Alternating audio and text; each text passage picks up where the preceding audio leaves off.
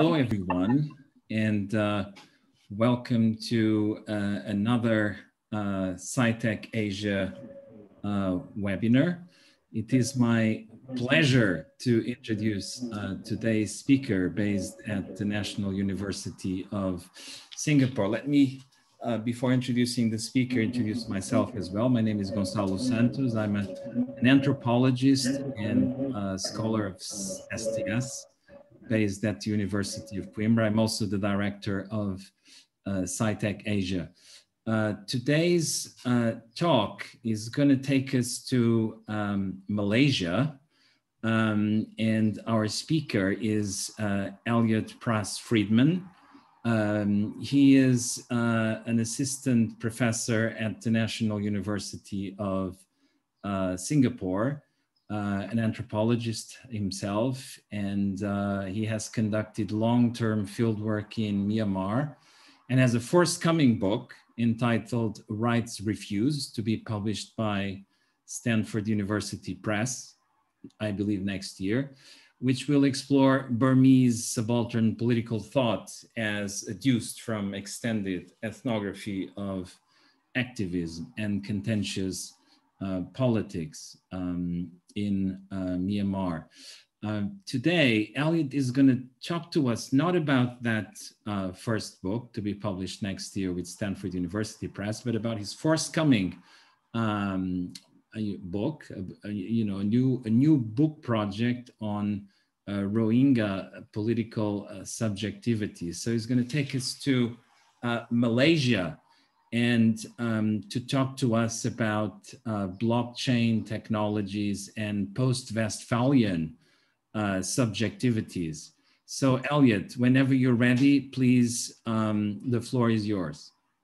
Great, thanks so much, Gonçalo, for the invitation, and the members of SciTech Asia. It's a pleasure to be here. As that very generous introduction put it, I am going to talk about the Rohingya and blockchain today, but because because Rohingya as an ethnos there's not much known about them, and because blockchain can be confusing, I'm going to make sure to kind of explain those two things and how they interface. So for those of you who already know about one or the other, it might be pitched at an introductory level, but hopefully it will allow kind of comprehension of what this really interesting project that a bunch of Rohingya diasporic members are putting together to try to kind of circumvent state exclusion that they have been experiencing. So the talk is called Nothing to Lose But Their Blockchains, Digital Identity, Deterritorialized Nationhood, and the Promise of Transformations in Rohingya Life. So I'm going to talk a little bit about daily life for stateless Rohingya in the diaspora, where many of them have been extruded by the genocidal Myanmar state, not just in this like big violent mass violence of 2017, but across a longer durée. And then I'm also going to talk about how blockchain is being used or imagined as enabling a different form of life for those stateless folks. And so a lot of times, since the globalization theory of the 1980s and 90s, people have been breathlessly talking about a post-sovereign future. And I'm going to argue that for the most part, global cosmopolitans are still sort of, constituted in the first instance by the nation states that they, that they have passports from and who can guarantee their safety in the end. But these Rohingya are truly sort of like the post-Westphalian subjects who are taking advantage of, and I don't want to oversell this, but taking advantage of these sort of spaces of extrusion, these places they've been kind of like forced into that are in these interstices of the nation, the global nation state order, to try to improvise new and livable lives. So just a little bit of background on the broader context that has forced Rohingya to improvise in this way. So many of you perhaps heard about the 2017 genocide, which forced over 700,000 Rohingya into Bangladesh from northern Rakhine state in Myanmar or Burma. It's important, though, to keep in mind that this is only the latest in a protracted ethnic cleansing. So when these people arrived in Bangladesh, in the southeastern part that connects with Myanmar across the river Naf, there were already hundreds of thousands of people, 300,000 by some accounts, either living in camps or integrated into local village communities in the south there that were already there. So the key point to underscore here is that this is not new, and as a result, we have generations of people, Rohingya people, who are effectively stateless. The Rohingya themselves say, we're not stateless, we have a state, it just chooses not to recognize us right now. So I want to be careful with that language. But in terms of the affordances, the sort of life that they can enjoy, they are effectively stateless. And they're spread around this region, and almost 200,000 estimated are in Malaysia, where a lot of the talk is going to be set. And the refugee experience is particularly unique in South and Southeast Asia because only a few states in this area have signed on to this document here, the 1951 Geneva Convention on Refugees, the Philippines, Cambodia, and East Timor. And those states, it's very difficult for the Rohingya to reach them, and they're also not Muslim majority states. So the Rohingya tend to find themselves in places like Bangladesh, Pakistan, all the way up into Saudi Arabia, few in Indonesia, some in Thailand, and a lot in Malaysia. But the point here is that they kind of exist at the pleasure of the state that has decided to look the other way. But as we'll see by the end of the talk today, there is a sort of backlash globally against refugees, and certainly in Malaysia against the Rohingya during the time of COVID. And this makes the sort of blockchain imaginary in the post-sovereign space a little bit harder to take advantage of. Okay, so what is daily life like for Rohingya in Malaysia? Because Malaysia hasn't signed the 51 Convention and feels no obligation to pay attention to the sort of best practices for dealing with refugees, Rohingya there can't work legally. But because they don't receive any services, they have to eat somehow. So this produces a system of forced illegality. So that local employers take advantage of. So they're subject to underpaying, they're subject to flexible hours and unpredictable work.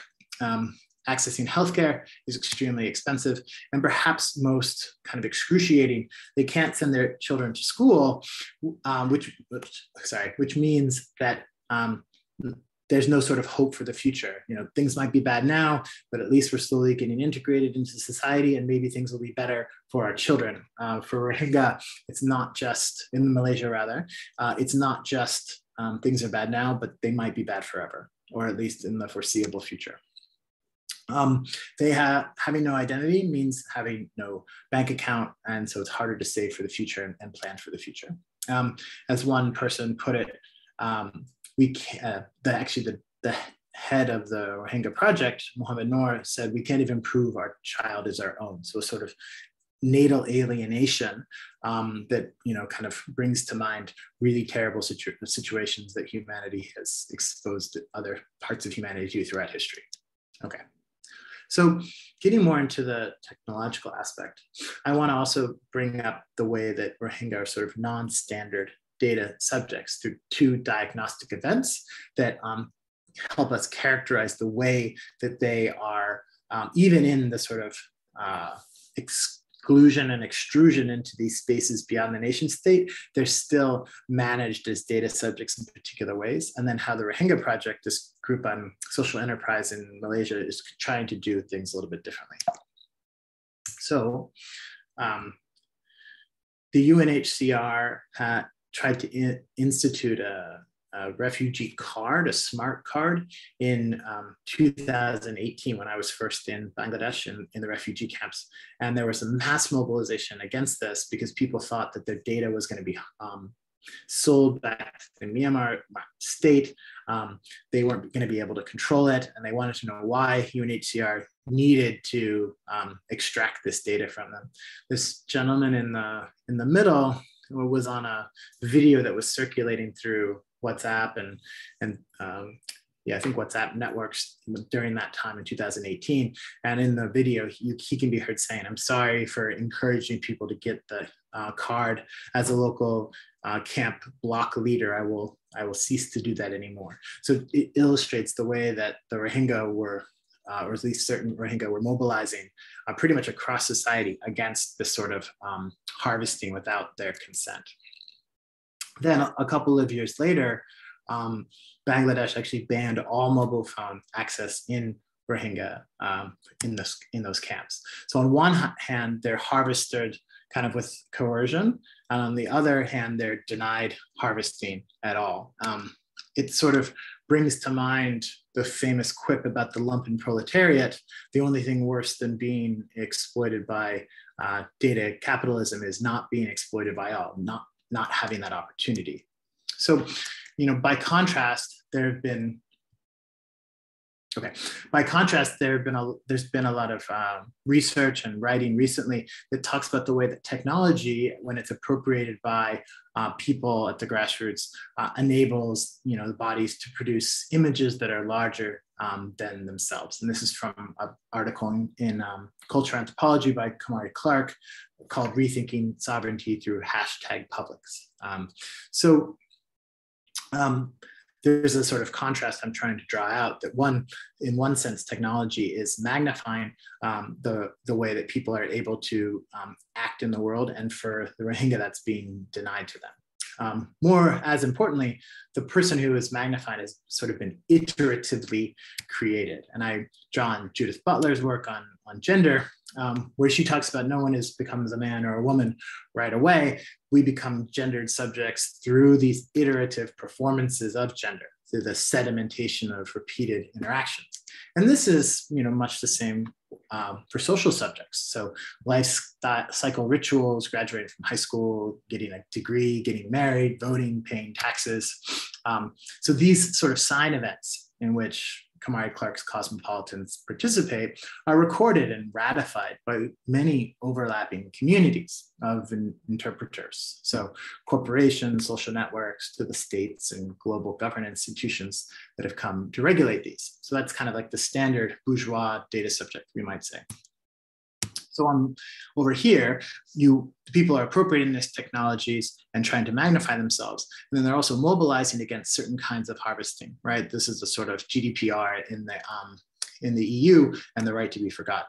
The Rohingya, however, they might say, given that their genocide is forgotten, given that they aren't even permitted to control the data that they are producing or even produce it at all, we might say they might demand the right to not be forgotten. So the Rohingya project that I'm going to talk about today, in which I've been acting as a sort of academic advisor for the last 4 years or so, kind of tries to imagine things a little bit differently.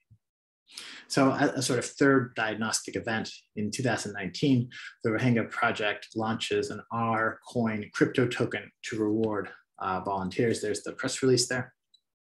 And so according to their director, Mohammed Noor, it's used to reward refugees for performing certain volunteer tasks, such as teaching, counseling, volunteering at soup kitchens, group cleanups, and tree planting. So as he put it, we're using this to recognize and create a digital record of the service of refugees in the informal sector. Okay, so that's, oh yeah, it's important, so I bolded it.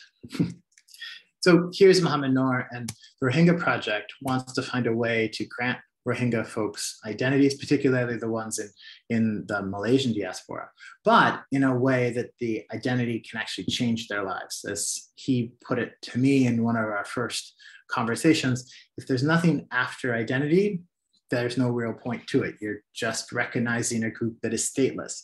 What can identity do to actually allow us to live better lives? And so I had first kind of heard of this idea to use blockchain on Rohingya. And to be honest, I thought it was a pretty dangerous idea.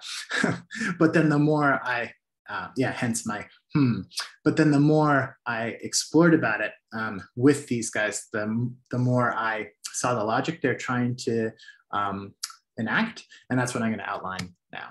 So in order to do that, let's talk a bit about blockchain. So on one hand, many of us, even if we don't understand it all that well have been kind of barraged or inundated with talk about blockchain over the last 5-10 years, maybe just 5.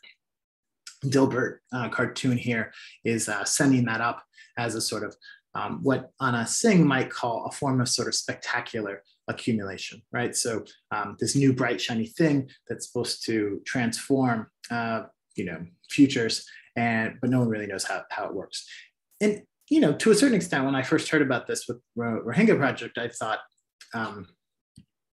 this is not necessarily a terrible thing. It could at least demonstrate that these Rohingya subjects are not just refugees, but rather or stateless people invisible to the world. But they can use technologies that crypto bros around the world are talking about. Oops, nice dissolve. But it's a little bit more interesting what they're actually imagining. In order to outline what that is, I'm going to talk a little bit about what blockchain actually is. So even though the math behind it is very complex, at the end of the day, it's kind of just a decentralized database, like a big Excel spreadsheet in the sky that you can't change very easily. And it exists kind of in its standard form in cryptocurrency to address a sort of problem that libertarians have identified. They don't want state fiat currency or PayPal or credit card companies to regulate their financial transactions.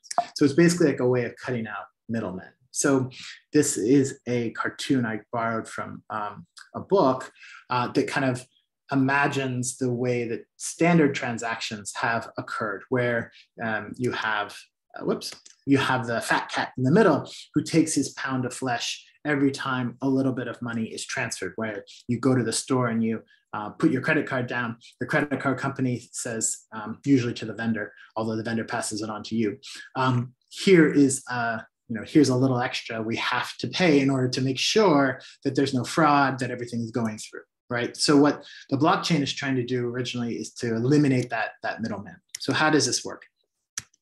So it puts these payments on that spreadsheet in the sky.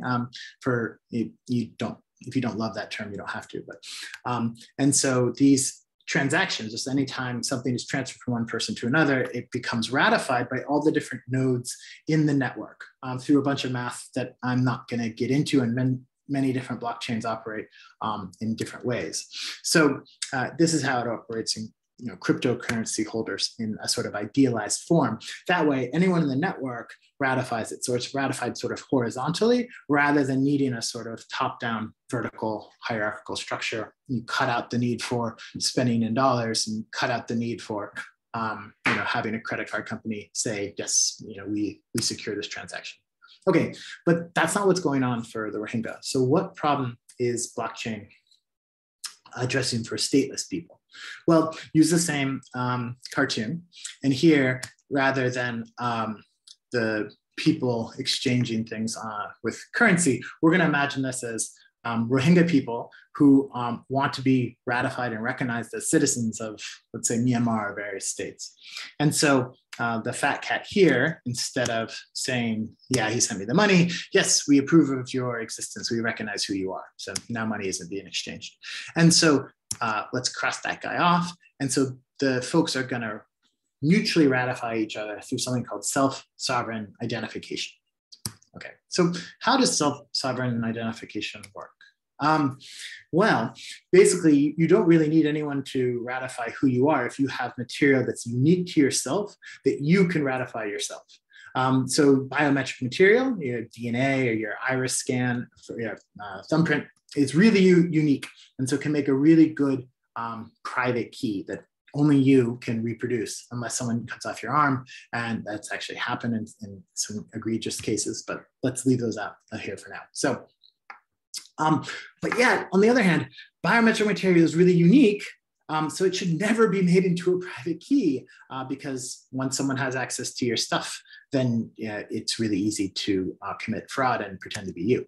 So this creates a sort of conundrum, but luckily biometric encryption comes in to save it. So let's say you take an iris scan of that gentleman. You don't want to store that information on the blockchain. That's a really bad idea. But you can hash it. You can encrypt it in a sort of what's sometimes a private key. And then if you ever want to access your data, you take another sample, another iris scan, and then that sample is again hashed, and it should sort of generate the same thing. The math here gets quite complicated, but it should be close enough that these two things match. And so every time you take a sample, it matches with what's on the blockchain. And if that key opens the lock, then you get to see your data. So that's good. Okay. But so far, how does self-sovereign identification really change anything? So recall, recall this slide a couple of moments ago.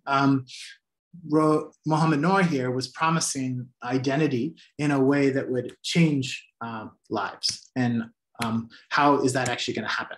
Okay, so self-sovereign identification is only the first part because it depends on who is in the network of ratifiers in that horizontal blockchain network that will allow you to actually do something with that identity.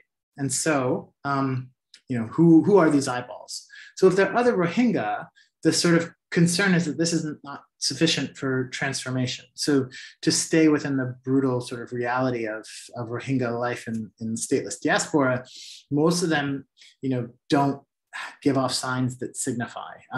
They are sort of tokens of a common type of unfortunately, stateless people. So stateless people ratifying each other doesn't really do much in terms of transforming life.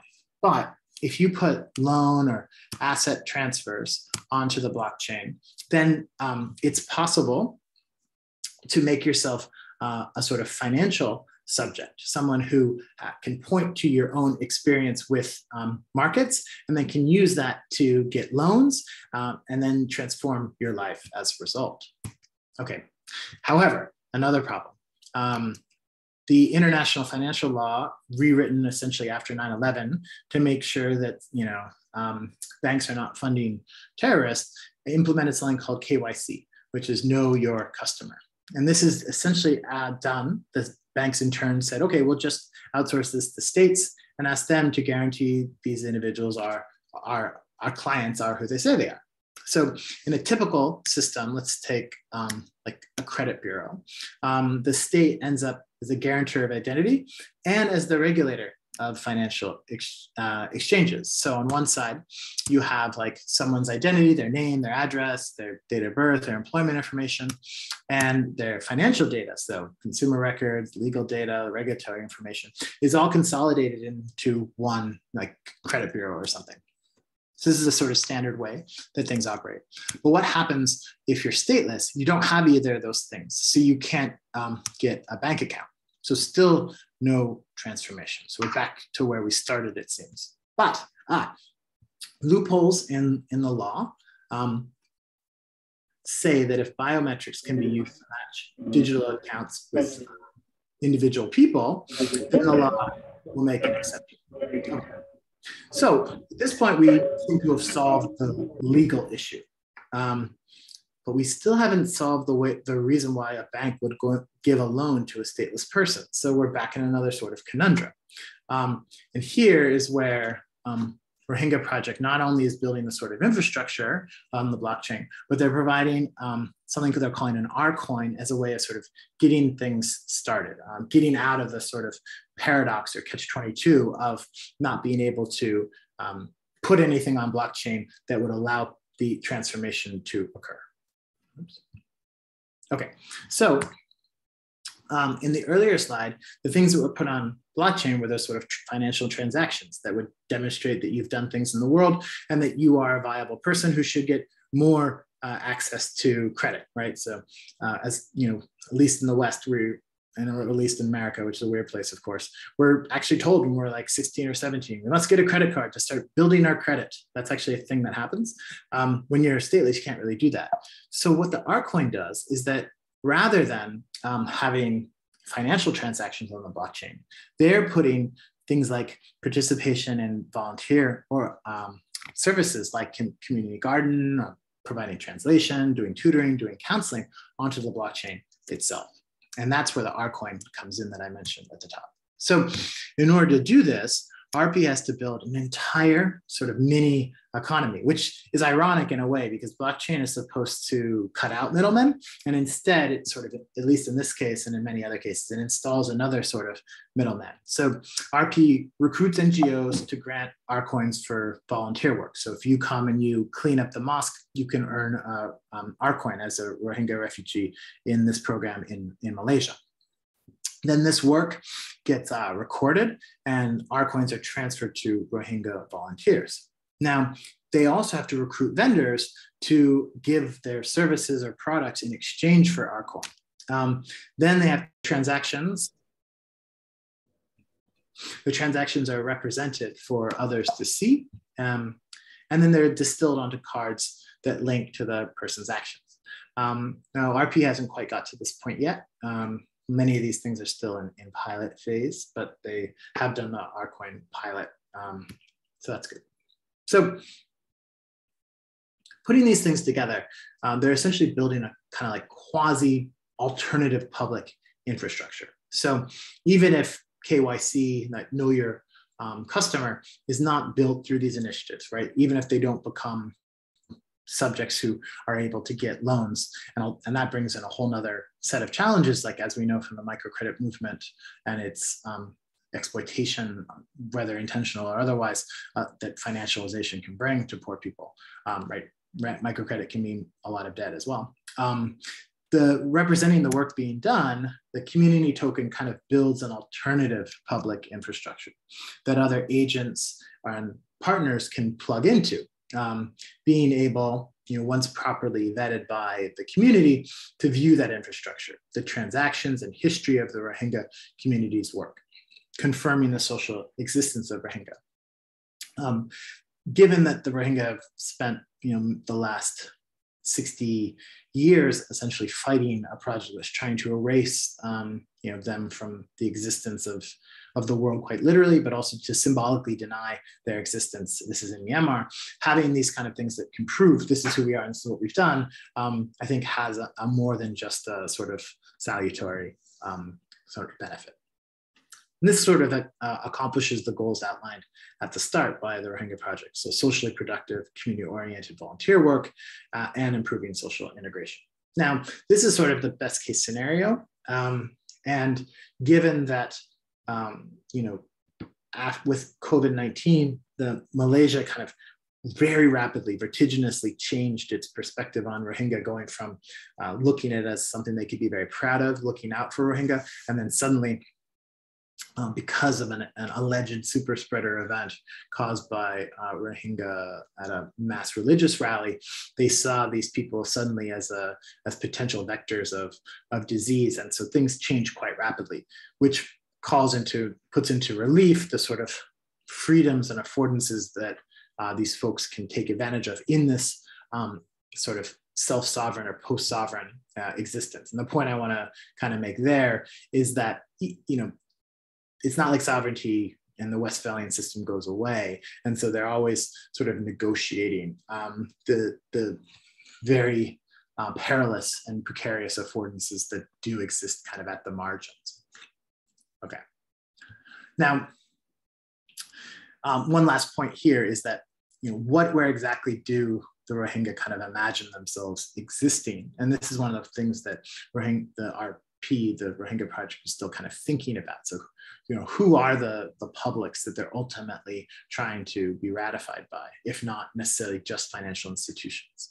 And this is where, the sort of transnational domain beyond just the state and the sort of pretty exploitative humanitarian regime that just gives them food packets each day, but doesn't really think of them as political subjects. This is where the Rohingya project is also kind of doing sort of political work, like trying to create a deterritorialized nation. So interestingly here, and I don't want to overstate this because it's a sort of brutal optic or a brutal metaphor, is that the Rohingya kind of relate iconically to the blockchain itself. So blockchain data go from vulnerable. If they're in a vault, people can hack the vault, as it were, and steal everything. But the way the blockchain works is that everything is distributed across potentially infinite nodes. You would have to hack half of infinity. So 1,000 nodes, 501 nodes would have to be hacked all at the exact same time in order to make the data, to breach the sort of sanctity of the data. It's very difficult to do. So blockchain data go from vulnerable to protected through their distribution across the network, sort of achieving a sort of singularity only through their plurality. The Rohingya as well, when immured in apartheid-like conditions in Myanmar, they have faced sort of intensifying vulnerability to eradication. But when they're distributed across space, by contrast, they become less vulnerable. This distribution, seen through the brutish optic of genocide avoidance, is protected against collective annihilation. So the Rohingya kind of trying to create what we might call, following some of our social theorists, a sort of individual nation. So denied a homeland, diffused across multiple spaces. The Rohingya are trying to use blockchain, or at least RP is trying to use blockchain to construct a new sort of plateau they could inhabit as a deterritorialized nation. So we might say that they're able to produce the sort of individuation in the Marilyn Strathern sense. So the way that subjects are not individuals, but connected to each other through the gifts that they give, and hence co-constituting each other. Only by engaging first in the individuation of the Deleuzian kind, in which the imagined coherent individual is fragmented into bits and reassembled in new ways. So we tend to think in anthropology anyway, Strathern's idea of the individual being a pretty positive thing, the way that people are co-constituted, and the Deleuzian one being a sort of negative thing. Depending on how you read societies of control. And what I'm trying to suggest is that for certain kinds of subjects, especially ones who never had the benefit of presupposed personhood in the first place, ratified by nation states, that they can actually access this other kind, the Strathernian sense, through the affordances of digital systems such as blockchain that do reduce them to ones and zeros in the first instance. Now, of course, as the story has been, this might not be surprising. Each time there's a potential benefit, there's also a potential risk, right? So who decides on who the Rohingya are? So there's very little sort of ethnological knowledge accumulated by and about Rohingya over the years because of the way they've been subject to a sort of project of surveillance and abuse in Myanmar. Rohingya elites insist on a coherent identity so as to conform to Myanmar's pretty obtuse and racist understanding of what an ethnicity is. I'm not going to go too far into that, but you can imagine the situation where in order to become legible to the state and perform your belonging, you can't seem like Bengalis, as the state accuses them of being, but you have to have a unique culture that was here from time immemorial. Now, these, as we know as anthropologists and other social scientists, that's not how ethnicity works, but it also makes sense that Rohingya partisans are maneuvering in those ways for recognition. It hasn't been successful, but it makes sense that they're trying to play that particular game. However, if through ethnographic work, another part of the project that I've been doing is to try to kind of figure out how people think about their relationship to Rohingya identity, especially given mass violence and dispersion. Finding that identity is also in flux, and not just through sort of ethno-linguistic markers like dialect shift, but sometimes people choosing they don't want to identify as Rohingya. Now, the issue for the project that I'm talking about today is, does RP want to sort of arrogate the position of authority to decide on the inclusion and exclusion criteria, who is a real Rohingya and who is not, especially if there are real material benefits as they hope to provide. I don't have enough time today to go into some of the creative ways they're trying to think about ways around that, ways that people can use evidence from their lives in Northern Rakhine State to essentially demonstrate their belonging, not to what, not I am a Rohingya, but I at least can show that I was in those areas.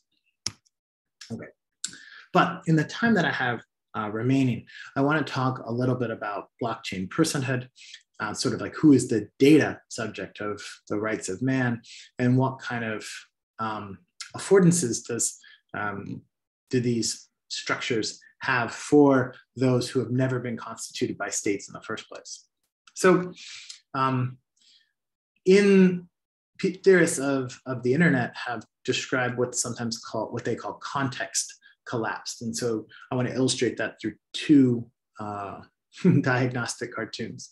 So on the left, and this one became famous for sometimes things that become famous, you look back at them, back at what people in 1993 thought was funny, and it, not so sure. But anyway, this cartoon became quite famous with the dogs talking to each other on the internet. Nobody knows you're a dog, kind of suggesting that the internet was this interesting space where there was freedom to kind of play with subjectivity and even animal kinds. And then this one in 2015, I would sort of call back to the earlier one. The dogs, now clearly older and sadder, are saying, remember when on the internet nobody knew who you were. So this context collapse means there's a sort of collapse of online and offline selves into kind of one singular molar form. And as Zuckerberg reminds us, the days of you having a different image for your work friends or coworkers and for the other people you know are probably coming to an end pretty quickly. So context collapse also means a collapse into nonfiction on legal identity. So you can't go on the internet and decide to be whoever you want to be and not have that come back on you if you do something that you shouldn't, or that the state decides that you shouldn't. So here we can recall Deleuze's term individual.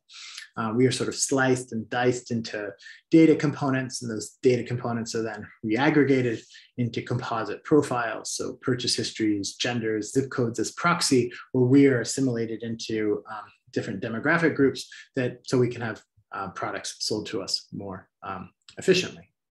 And then become the grounds for ads designed. So this in turn, many argue, I think quite convincingly, shapes our desires and ourselves. There becomes this recursive and pretty insidious relationship between the society of control and the subject who we get produced as, because we can't see that this is happening. We presume that everyone's getting these things, and suddenly we have different desires than we had before. So a problem here might be our fidelity to the coherent and stable person, but that's a sort of aside. Now the context collapse, sorry.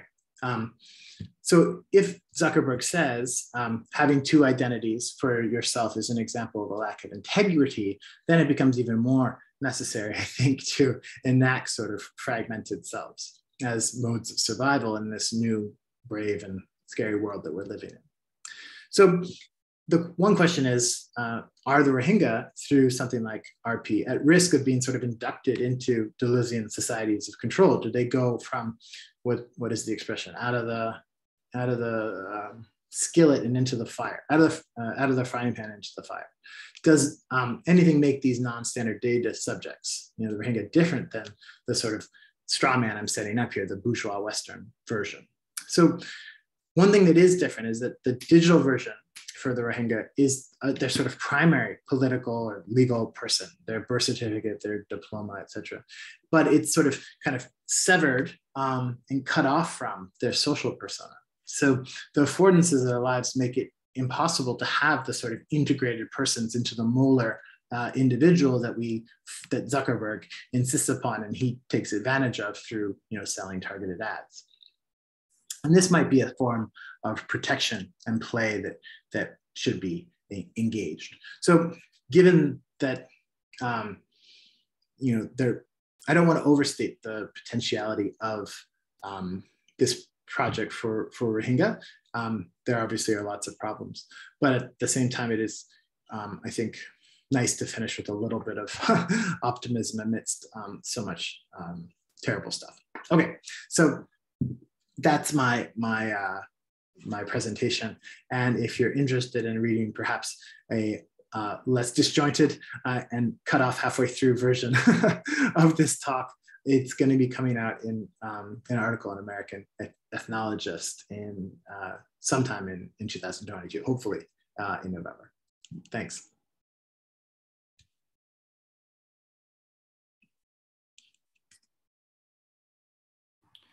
Well, thank you so much, Elliot. This is a very rich presentation. I apologize once again for this technological mishap, which I think it might actually happen again because we are on the verge of being attacked, so to speak. So if it does happen again, I would like everybody to be patient and just simply log in to the same Zoom link that was provided to you all. But in any case, it seems to me that, the project, it's still at the sort of, as I understanding, it's ongoing, right? And I still feel that you're kind of sort of trying to put together your theoretical arguments and connecting them to the materials, to the ethnographic materials, and stuff. So I think I have a lot of questions, but most of them have to do with my being curious about how you have been developing this project and where you'd like to take it from here on, so to speak. And perhaps I would start with methodology. Could you tell us a little bit how you came to this project, and how you're handling the fieldwork part of it? Of course, much of the information that you're presenting to us today was pretty much derived by research in the internet and so on and so forth, taking new forms, also virtual interactions. And could you tell us a little bit more about your methodology, the methodological challenges that you have been encountering as you have started to develop this project? Thank you. Yeah.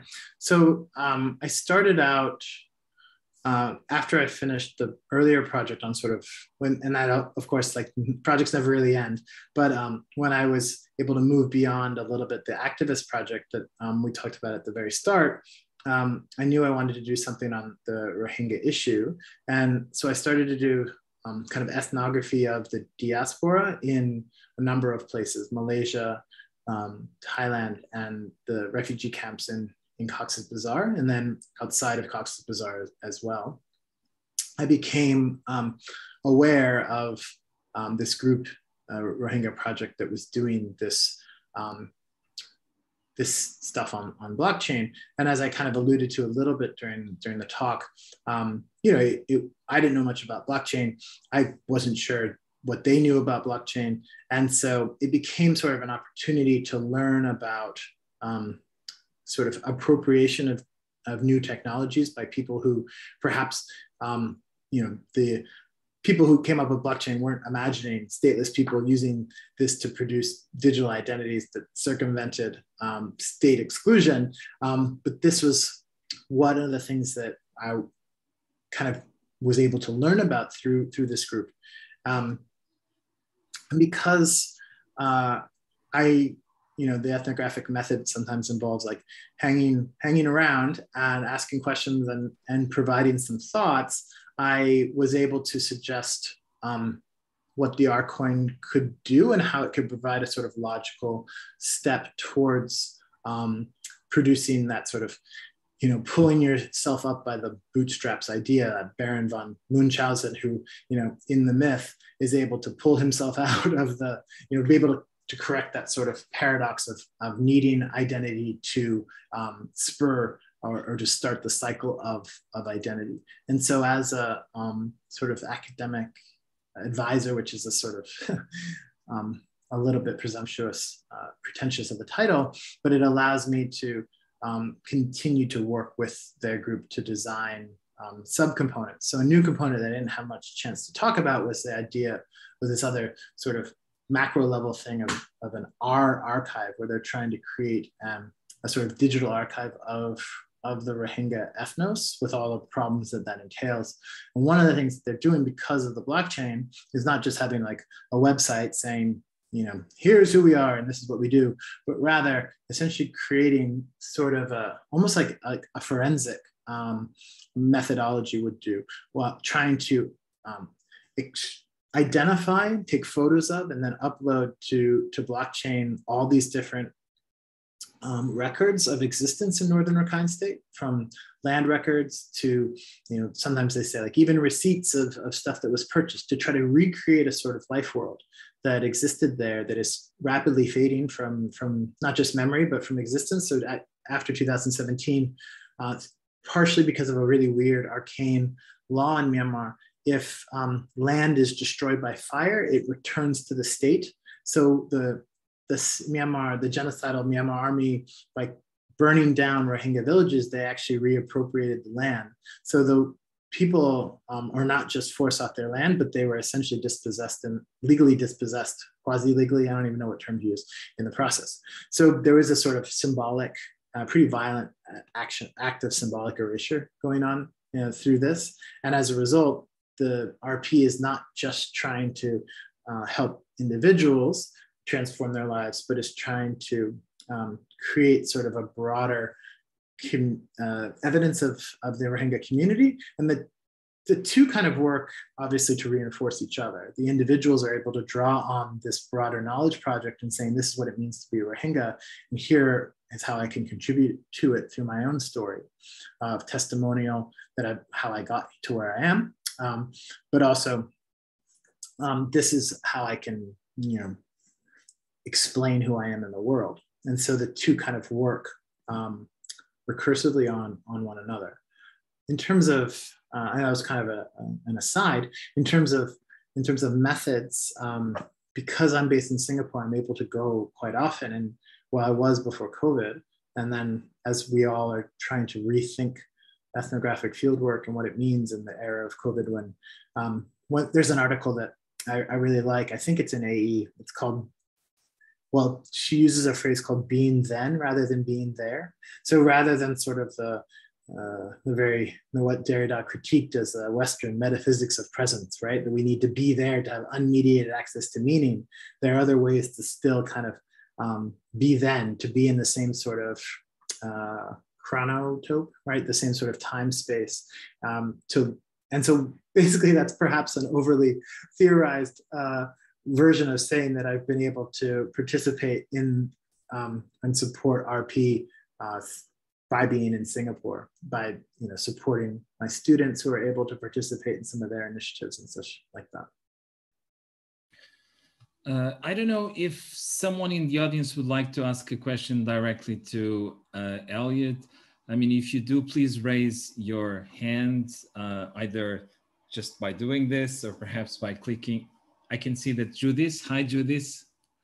Would you like to ask a question? Yes, please. Hi, Gonzalo. Nice to see you. Hi, Elliot. Sorry for sneaking into the seminar, but the topic is so interesting to me that, and I learned a lot, Elliot. Thank you for the PowerPoint. I think you're really good in kind of capturing incredibly complex topics into a very nice visual way, so I could easily follow. And I find it fascinating and very scary what you're talking about. And yeah, I'm really interested in how this will unfold in the future. And my question is whether the people you're working with and maybe also whether you yourself are already kind of thinking ahead in what ways this new technology might impact on the way asylum cases are being dealt with. This is the work I'm engaged in. For the others in Gonzalo, I'm writing reports for mostly British, but also other European courts where an asylum seeker's identity as a stateless Rohingya is in question. And then usually the courts don't know how to deal with these people because they don't have the documents, or they have the wrong kind of documents. And so the question is always, if there is a documentation provided, is this authentic or not? And I've just had, like the latest case I had is the first case where biometrical data are being mentioned. So there is a shift, which I can see now in the way courts are looking at documentation. And it's in a very interesting way because this appeal case, which I'm involved in right now, it got rejected on the grounds that the original documentation, which is like an old refugee registration card, a family registration card, was deemed to be inauthentic. But one of the arguments which the judges made was that nowadays Rohingya use biometrical data. So I assume if this person had access to such kind of data, maybe, but I don't know, maybe in the judge's reasoning, the person's chances would have increased. You know, and so there's like a new development I think we're observing on the other side, on the asylum side of these issues, but I can't really wrap my head around how this will impact how cases are going to be decided, because usually people have to demonstrate two things, right? One is that they are a Rohingya individual, which is a problem. And then the second case is that they have to demonstrate communal identity. So they have to prove that they're part of a group. So how would that work with the new technology? I understood the individual part, the biometrical data, and I understood this kind of self-sovereignty argument and that they're kind of empowering each other, but how would that impact, for example, in an asylum case? Yeah, do you think in this way, or is that already too far ahead? I don't know. Yeah, they have a project that is trying to record mass atrocities, and that's a little bit separate. That I haven't been as involved in that. But what I do think is kind of interesting about the idea of an archive is that it broadens the sort of right now quite narrow set of sort of indices of what it means, or signs of what it means to be, criteria of what it means to be a Rohingya. So I'll give you an example of what's going on in Malaysia to kind of illustrate this. So in Malaysia, there's some interpreters who speak Rohingya dialect from Chautol, which is an area like kind of, they're all in northern Rakhine State, but it's further south, and its accent, you know, in terms of dialect is actually closer to Rakhine language, relatively speaking, where, because this is a sort of dialectal cline, as they say in linguistics. So the people who are closer to the border, and this makes sense, speak much closer to Chittagonian Rohingya, or sorry, Chittagonian Bengali, which in turn is really quite different than standard Bengali. Chittagonian Bengali is tonal, whereas standard Bengali isn't. So if you, this actually helps Rohingya a lot who are trying to pass in Dhaka, for instance, because they will say something like, they will present in Dhaka, and in Dhaka, the people will say, oh, they're just from the south. You know, this is how all the people down there talk. So in Malaysia, because the translators, this is what I've been told, I haven't actually interacted with these translators myself, but I know one of them who was complaining about this phenomenon. They will hear someone who speaks Butidaun or Mondo dialect, and they'll say, oh, that's what Bengalis sound like. They can't be a Rohingya. Yeah. Related to this, there is this maddening phenomenon that occurs when the people have experiences that are broader than the system that is trying to ratify them, in which people will try to, it's not really gaming the system as much as it is like knowing what the system thinks a Rohingya is, and then people trying to conform to that, right? So people will come up with stories of abuse that they feel like they have to repeat, even if they are not the ones they actually experienced. And then the UNHCR people end up identifying the prevarication, right, the lie, and will deny them, even though if they had just told their normal story, they would probably be fine. So what I'm suggesting is that there's this winnowing and narrowing of who can be Rohingya. And I think, Judith, you have experienced this in some of your own work with people being like, they demand that you have to know like Rohingya stories or songs or something. I can't remember exactly the example that you mentioned in offline. But the problem is, in a situation of mass dispersion, Rohingya-ness ends up becoming inflected by the experiences in all these other countries. So Malaysian Rohingya is quite different than like Pakistani Rohingya, are quite interesting. They actually call themselves Burmese. They don't use the Rohingya name as much. And so the point, I guess, being is that if these different stories are collected, because they come from all these different tokens of Rohingya-ness, the archive could represent a broader sort of array or spectrum of what it could mean to be Rohingya that could be drawn upon as evidentiary. So someone like you could say, don't reject this person because they don't seem to conform to what your idea of a Rohingya is. Look at our archive, because that's going to show you that there are lots of different versions of this. This is me just kind of thinking off the top of my head, because I haven't thought about the interface here. And our archive itself is still in its pilot phase. So I'm not really sure what it looks like yet, but this is a potentiality I see. Thank you. Interesting. Can I just follow up on this quickly, Gonzalo? I don't know if there are other people. Please do this. Go ahead. Yes. Okay. I mean, the second reason why this case I'm looking at here has been denied is precisely because the person spoke the wrong type of dialect. Yeah. So he spoke Sylheti and not Chittagonian. So the expert whom they kind of contacted assigned Chittagonian dialect to, okay, this is almost like Rohingya. This would have been fine, but now it's the wrong kind of dialect, right? But the person fled when he was 12 years old. So there's no understanding that when someone kind of gets socialized in a language environment, that of course this person speaks in that type of dialect, right? So I'm just thinking for the future, it might be really interesting, or maybe the people you're working with have this in mind, right? I mean, the concept of ethnic identity, which most of the states and certainly everyone involved in the asylum system has, is so 19th century that it would be really good to kind of think along with these states categories in order to help kind of deconstruct them, right? So if you have like a special type in the database which concerns dialect, this would help people like me tremendously because I'm constantly arguing the same thing, you know. But if there were such a database and it becomes public, and I can point the judges towards that, then it wouldn't be only me, but it would be all this additional type of data which they could then take into account. And same thing with other aspects of ethnicity. So if they kind of construct this with all the people in mind who are trying to get asylum in Europe, for example, or in the US.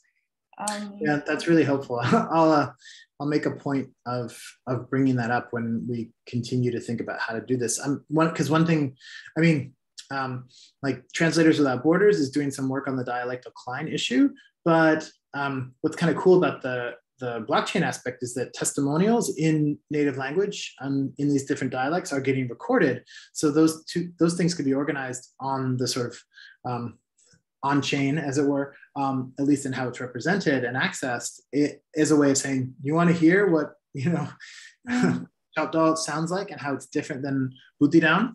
Here's an example of it. Yeah, great. Thanks. Thank you.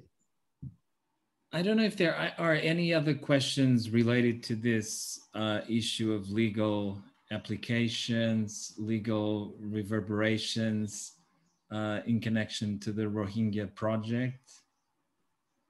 Because if there were, perhaps it would be a good moment to kind of continue that conversation, which I find very interesting. Somebody would like to come in?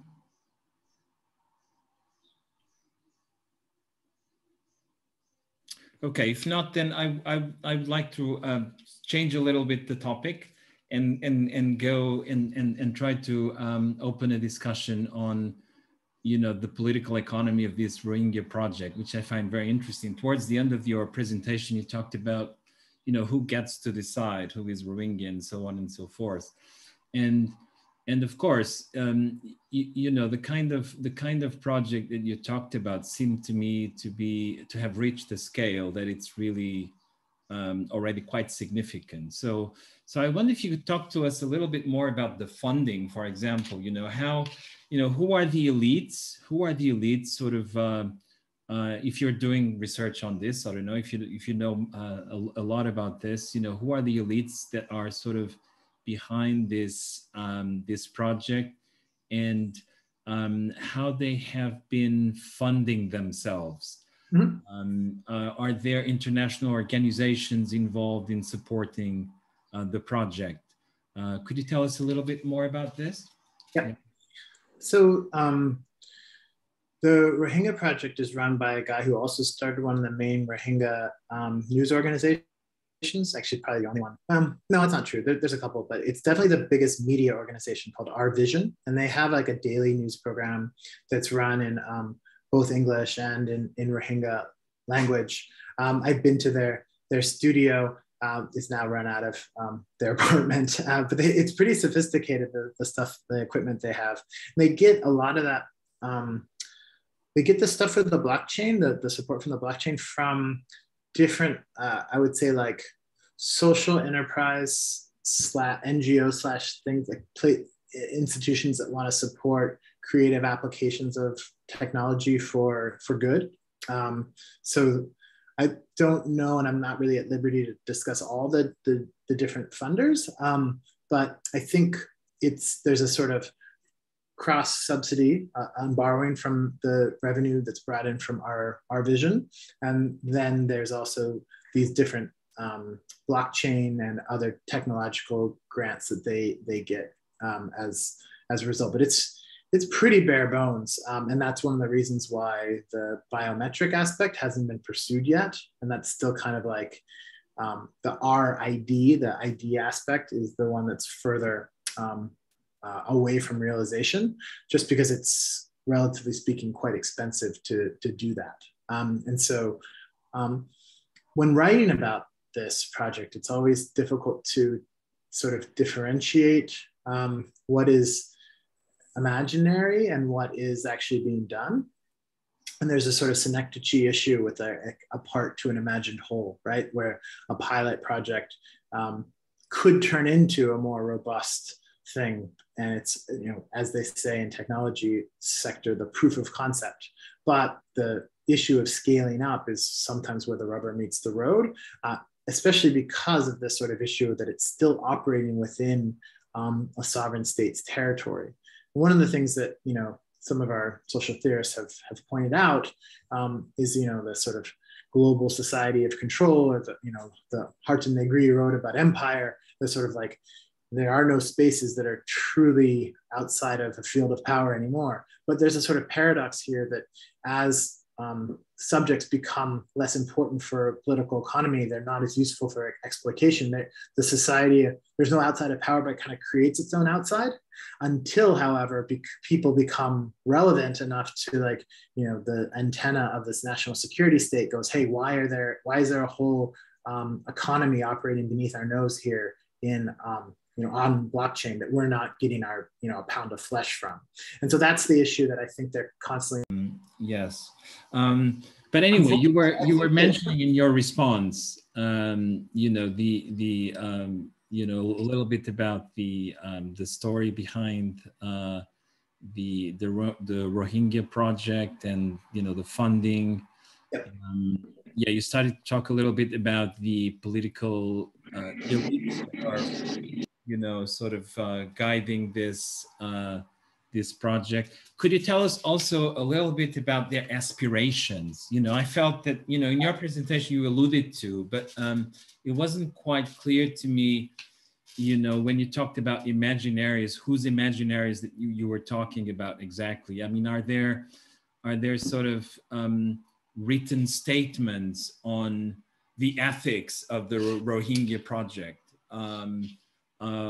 Do they have sort of legal applications in mind of the kind mentioned by Judith, or what is exactly the techno-imagine? What are exactly the techno-imaginaries behind this this project, and yeah.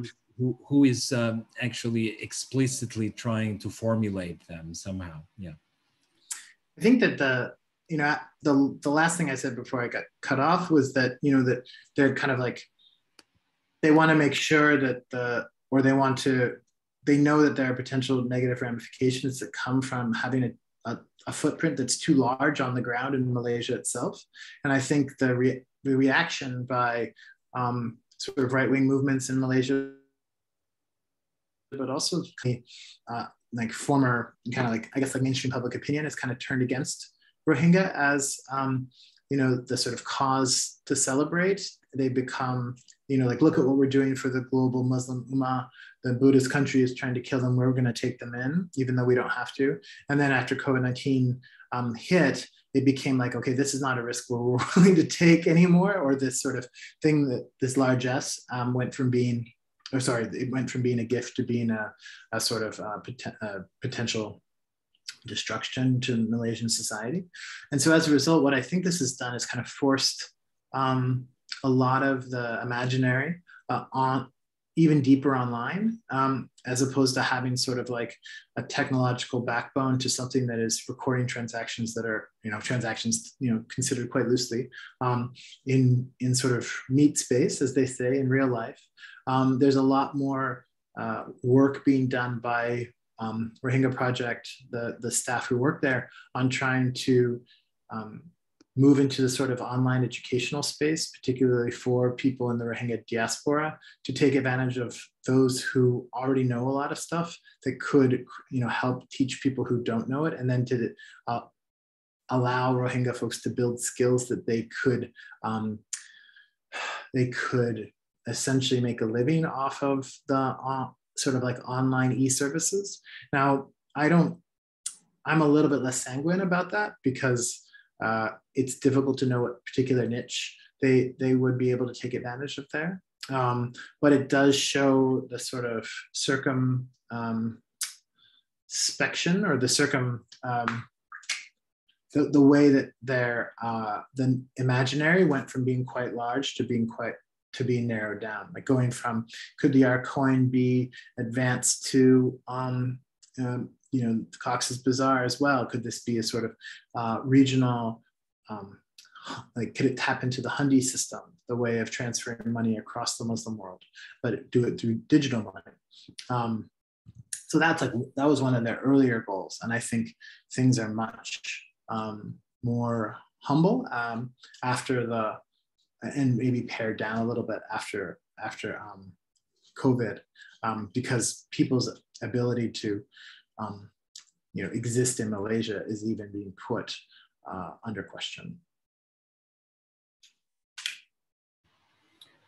Thanks. I don't know if anybody else would like to ask a question to Elliot.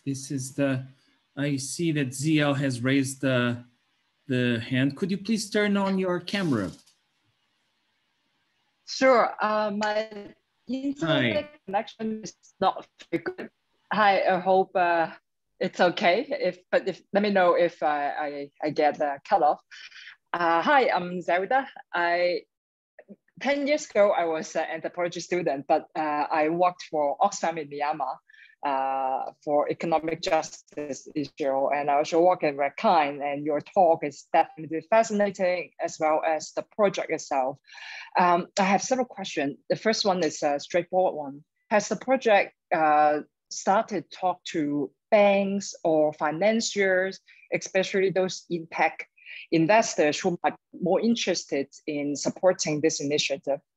And the second one, I think you have already mentioned, but I would like to discuss with you more, is the potential risk or the potential opportunities of cutting out the Burmese majorities and other ethnicities in Myanmar in the recognition process. Will it actually essentialize their status of being refugees and in other sovereignty country? Or do you see actually there's a way to facilitate that social recognition, especially in the current context of the NUG, the parallel governments trying to do something differently for Rohingya?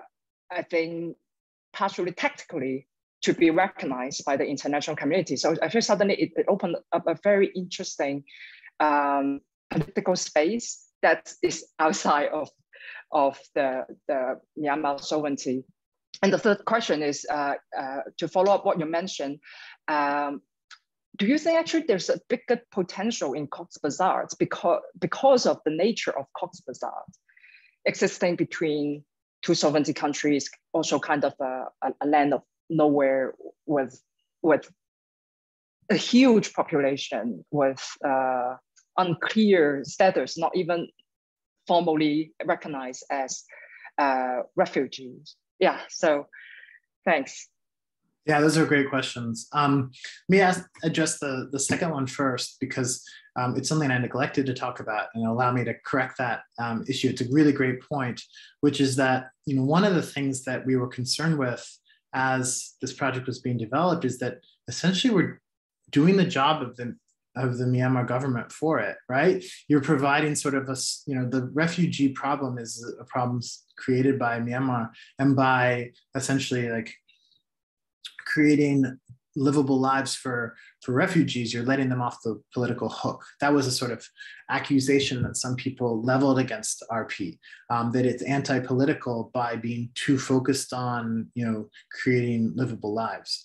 And that's something that I think RP took quite seriously, and a lot of things that we talked about a lot. And one of the reasons why the archive project, our archive, maybe we should come up with a better name, was so important as a sort of dovetailing or concomitant component, because what it does is it helps direct the sort of political claim that the Rohingya have existed in northern Rakhine State for a really long time. And these are the experiences that they had.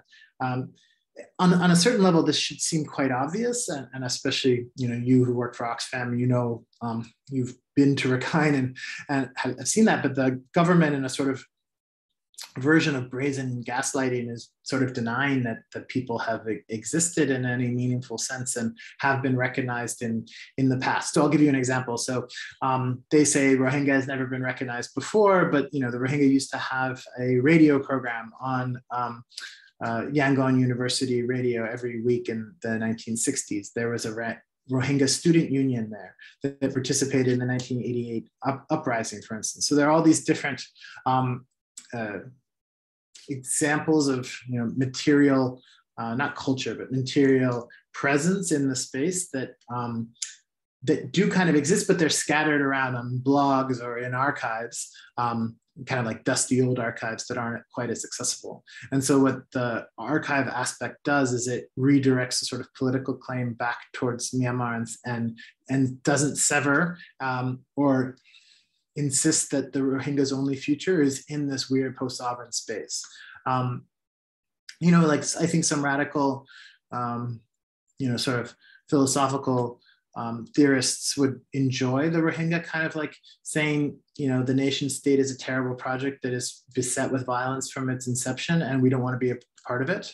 But that's a luxury that stateless people, I don't think, have. And the Rohingya, it's always hard to speak for an entire group, but one of the things that people say that kind of cuts across class divides, whether elites who have an interest in saying this to normal people who are in Cox's Bazar, is that we want to go home, and there's a really strong sense of home, and almost like the Rohingya identity gets sort of like kind of saturated or irrigated by experiences in home. And so the farther people are away and the more time they spend in diaspora, there's almost a sense that they lose their Rohingya-ness. As an example, the ARSA, which is the Arakan Rohingya Salvation Army, which attacked the military in 2016 and 17, that caused the disproportionate response that led to was the genocide. Most of those people came from Saudi Arabia and trained in Pakistan, and were seen by sort of folks in Cox's Bazar who I interacted with as like not real Rohingya, right? They had different sort of experiences that didn't, severed them from connection to the space, and they couldn't really claim it the same way. So the archive does address that. The first question was on banks, and I think they are in contact with a lot of the groups that would be interested in that. The challenge, however, is that a lot of these banks who do impact investing want to sort of, because the sort of know your customer and giving individual bank accounts part hasn't quite been sorted out yet, they are quite keen to support in a sort of charity model. Here's a bunch of financing, but it would run through a revolving fund as microcredit does, or run through the NGO. And RP is very insistent that they don't want sort of money to be given to like masses of refugees that they would have to manage, but rather they want to focus on the individual, not in an individualistic sense, but in terms of like building that personhood that I talked about during the talk. The third point was about Cox's Bazar, and it's a really tough question because Cox's Bazar, in some ways, is the site of what one Rohingya poet has called a Rohingya cultural renaissance, which is not what you might expect to hear from a refugee camp, but things were so bad in Northern Rakhine State that people had a very hard time kind of living their culture because of the apartheid conditions and a really nasty security state. And so they couldn't horizontally communicate with other villages as much.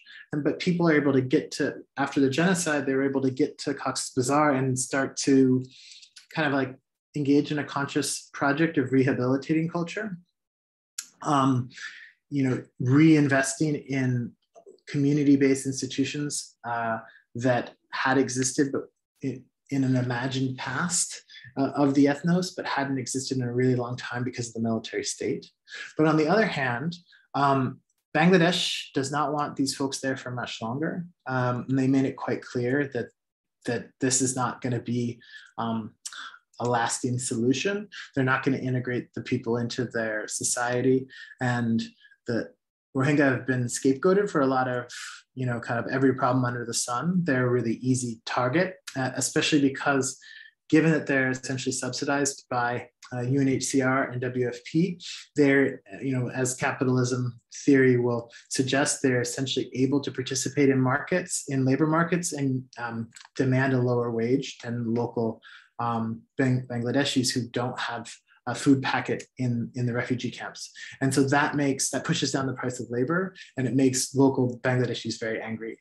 So it's this like interesting thing where it's in a place of opportunity, but also a place of increasing desperation, to the point where people are trying to leave on, you know, human trafficker boats because there's a sense that life will continue here without any real opportunity. And so it's always diagnostic of how bad things are when people will leave a space of supposed refuge to then try to make it to Malaysia, in particular, maybe Thailand or maybe Indonesia, on a trafficker boat, even though they know, I mean, this isn't the kind of a thing where people are hoodwinked. Everyone kind of knows what they're getting into. They're signing up for human trafficking, and not with all the abuses, but with many of the abuses that entails. So I'm not sure if I really answered your third question, but I hope I talked around it enough that kind of gave you some idea of what I'm thinking. I can't even go back to Cox's these days. I think that it's become so much more securitized, as it were. You know, I don't know why we use that word. We usually, to me, being secure is a good thing, but to be securitized is a bad thing. It's something, you know, there's now a big fence around there. I was able to just kind of wander in as an anthropologist before, and I don't think I'm able to do that anymore. I know that each had a question, but I think it got cut off. She or he wrote it in the chat. No, she was apologizing that she had to quit the event, but we still have time for a question. One last question. I don't know if Zelda wants to follow up or Yichan wants to ask a question. I mean, if not, I would like to push you a little bit on the more theoretical aspects of your presentation, you know, and take the opportunity that you're here to have a chat with you about blockchain technologies and, you know, what you call post-Westphalian subjectivities. I mean, it seemed to me like you brought a lot of, especially now in the Q&A session, you brought a lot of information about, you know, the Rohingya case and their situation in Malaysia, in Bangladesh, and so on and so forth, and some of the specificities about, you know, kinds of things that they were doing, and so on and so forth. But I wonder if, you know, in your work you also thought about, you know, trying to get a little bit out of this specific case and think about, you know, the blockchain technologies themselves, and to what extent they are being used in similar ways or perhaps radically different ways, given that, you know, the Rohingya case is a very specific one. You know, it's a population on the move, truly in the margins in all senses of the term. But you know, from what you from what you presented today, it seems to me that there are all kinds of potential uses that we can imagine people and all kinds of communities around the world making use of these technologies to their very own ends. Did you do some kind of comparative exploration to kind of think through these issues? Could you tell us a little bit about that? Sure. I think that the main sort of thing I've been thinking about is the sort of deterritorialized nationhood and what other groups have kind of like played with these ideas in the past. You know, like before Zionism became the central way that diasporic Judaism thought about sort of the homeland issue, there were the similar kind of congresses of Jewish folks around Europe who were kind of imagining something that seems a little bit similar. And then, you know, some of the work being done on like Eritrea is an interesting example, which because of kind of nasty political situation at home have kind of, is the only country besides the US that has a sort of extraterritorial taxation regime that tries to bring together a sort of deterritorialized nation. So one of the things that keeps emerging kind of conceptually or theoretically as a problem is this idea of community, or, you know, the sort of categorization of who speaks for and then who ends up becoming the gatekeeper of this, you know, the Rohingya, or, you know, the, you know, Eritrean, or who is a Jewish person. And that becomes, I think, particularly interesting. That's where the sort of utopian idea of we can exist outside of the nation state sometimes reproduces some of the same forms of exclusion that the nation state does. Because, like, as RP shows, it's hard to get around the sort of inclusion exclusion criteria, especially when real, as they hope, resources are on the line. Because one of the funny things about Rohingya is that they have been, you know, one of the most marginalized people in the world. But as Zelda mentioned, like, if there are, you know, programs from banks that want to do social impact investing and you know, identify the worst group, suddenly being in the worst group becomes an advantage. And Judith mentioned this being a sort of asylum cases. If you can demonstrate you're a member of the group, even though maybe your life isn't all that much worse in sort of some weird quantitative metric than a poor kid in Chittagong anyway, who might like to pass as a Rohingya. So I guess that becomes one of the issues of like, how do you create an inclusion mechanism that is as acephalous, right? That kind of like word we love as anthropologists, like a headless tribe without a leader, where you can ultimately create sort of, people have to somehow demonstrate they're a member of the set rather than being like fulfilling identitarian criteria, which become tricky because, as we know, ethnicities and groupness is always evolving.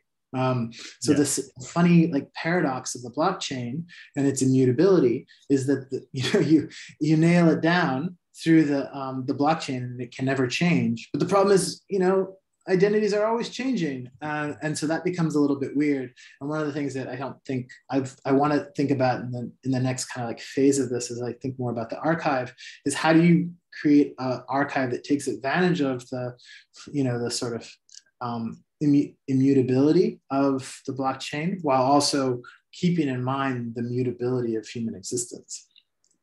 Yeah, that's great. Thanks for that. Yichan wrote in the chat box saying, thank you. It's a very interesting talk and valuable project. I'm sorry that I missed the first half. And we're going to have to put an end to this webinar here. Would like to thank everyone for their contributions, their questions, and above all, thank you, Elliot, for your tremendously rich, incredibly interesting project. We're going to have another webinar on June 9th. We're going to go to Brazil to talk about the spirits in medical technologies, debates on spirits in medical technologies in Brazil with Rodrigo Toniol from the Federal University of Rio de Janeiro. Thank you very much and see you on June 9th. Thank you. All right, thank you. Thank you. Thank you so much. It's great. Thank you.